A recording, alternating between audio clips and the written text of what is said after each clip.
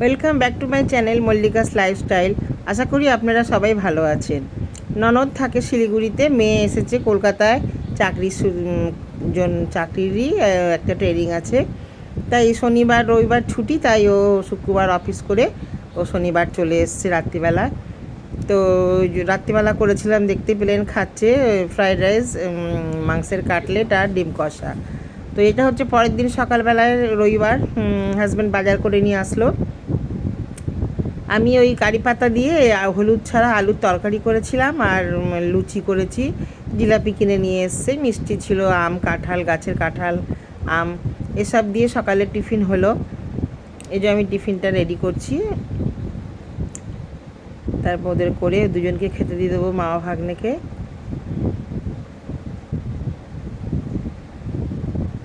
ও আবার কোনো তরকারি ফরকারি খায় না, মাছও খায় না, কাঁটাওয়ালা মাছ কিচ্ছু খায় না। ও মাছের ডিম খুব ভালোবাসে, আর মাংস করব, আর আলু ভাজা ভালোবাসে। ঘি দিয়ে, মাছের ডিম দিয়ে, আলু ভাজা দিয়ে, মাংস দিয়ে ও খাবে। আমাদের জন্য কাঁঠালের বীজ আলু ভাজার মতো জিরি করে কেটে আলু ভাজার সঙ্গে ভাজা করেছিলাম, ডালের সাথে খুব ভালোই লাগছিল খেতে। একা হাতে কোটা বাটা বেলা ভাজা যে লুচিগুলো করে ওদের খেতে দিয়ে দিয়েছিলাম, আমিও টিফিন করে নিয়েছি। তারপর আর দেরি না করে রান্না বসিয়ে দিলাম, কারণ আমার কাজে দিদি আজ 3 দিন ধরে আসে না।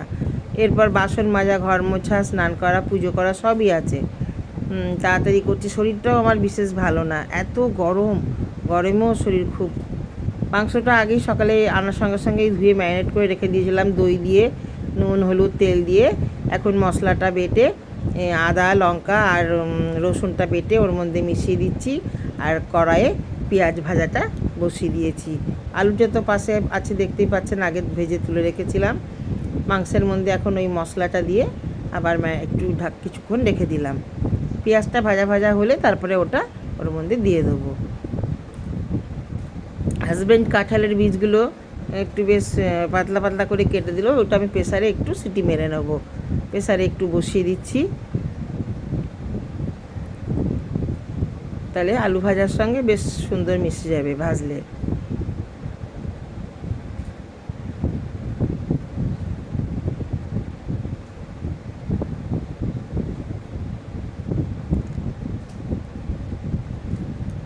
মাঝামাঝি বৃষ্টি হচ্ছে, আর এই যে প্রেসারে বসিয়ে দিলাম কাঁঠালের বীজটা। তো ওগুলো ভাজা হয়ে গেছে আমার, এই যে মাংস প্রায় হয়ে এসছে, আর পাশে ভাত বসিয়ে দিলাম। মাংসটা নামিয়ে আমি এবার স্নানে চলে যাব। রান্নাঘরটা সব পরিষ্কার করে নিয়েছি, মাংস হয়ে গেছে, এবার গরম মশলাটা দিয়ে অফ করে রেখে দেবো। তারপরে স্নান করে পুজো করে ওদেরকে খেতে দিয়ে দেবো।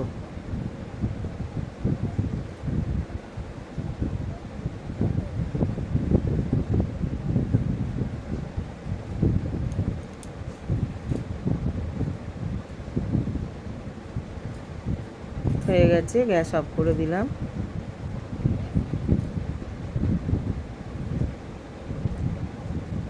স্নান করে পুজো করে আমি চলে আসলাম। একটু কুমড়ো কেটে রেখেছিলাম, বেসন দিয়ে একটু কুমড়ো ভেজে দিচ্ছি, কারণ তরকারি তো কিছুই খায় না। কিন্তু কুমড়োটা করার পর ও বলে কি না কুমড়ো ভাজা ও খায় না। বেসন দিয়ে, চালের গুঁড়ি দিয়ে কুমড়ো ভাজলাম, সেটাও নাকি ও খায় না। কি মেয়ে কি খায় মানে, যাই হোক, একটা মা খেয়েছিল, আর দুখানা মাছের ডিমের বড়া দিয়েছিলাম, আলু ভাজা দিয়ে, মাংস দিয়ে, ওগুলোই ও ভালো খায়। যা ওরা খেলো। হাজব্যান্ডকে দিয়ে দিলাম বড়া ভাজা, আমিও নিয়ে নিয়েছি। কি করব, ভাজা হয়ে গেছে, এগুলো আমাদের দরকার ছিল না, কিন্তু তবুও ভেজেছিলাম। ওদেরকে খেতে দিয়ে দিয়েছি টেবিলে, ওরা মামা ভাগ্নে দুজনে বসে খাচ্ছে।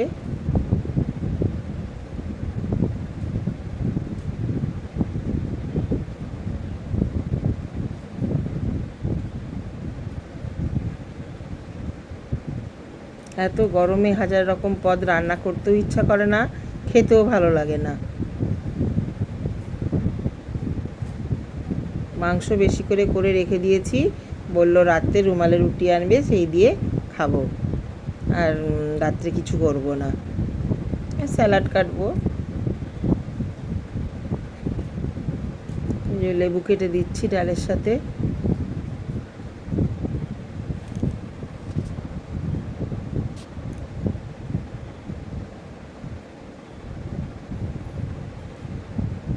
হয়ে গেছে বড়াগুলো ভাজা, ওদের দিয়ে আসি।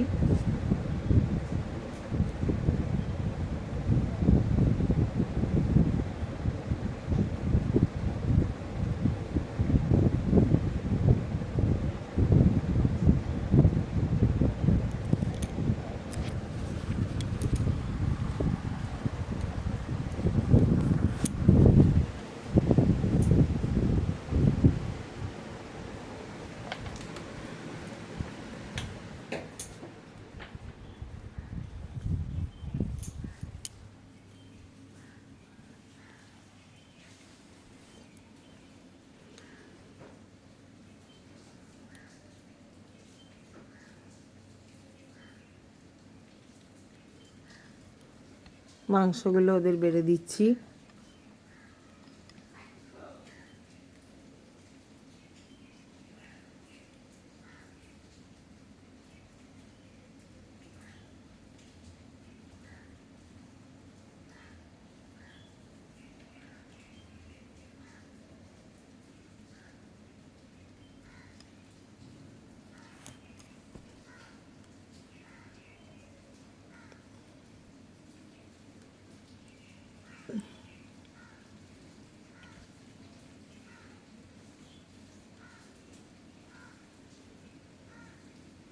স্নান করে উঠেও শান্তি নেই, তাও সঙ্গে সঙ্গে ঘেমে যাই, এত গরম এত গরম।